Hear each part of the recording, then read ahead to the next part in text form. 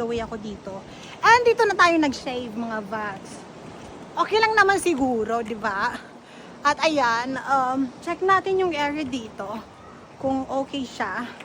Itang tsura natin. Ay, ano ba yan? Mabuk-buk pa tayo, day. Check natin yung area dito. Not sure kung ano ba. But, yeah, let's check. There you go. I mean, it's okay. Here.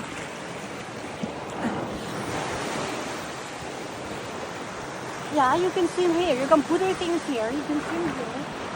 If you want to be alone. But if you can be with someone or others, it's okay also. So there's so much people here. And nahihiya ako kasi nga.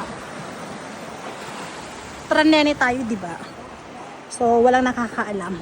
So, ayan, tingnan natin kung ano magiging reaction nila. Diba? Tingnan natin reaction nila. Ay, ayun na nga. May mga bata.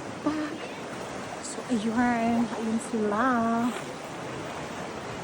Ayun. So, ito yung tsura dito. Ayun.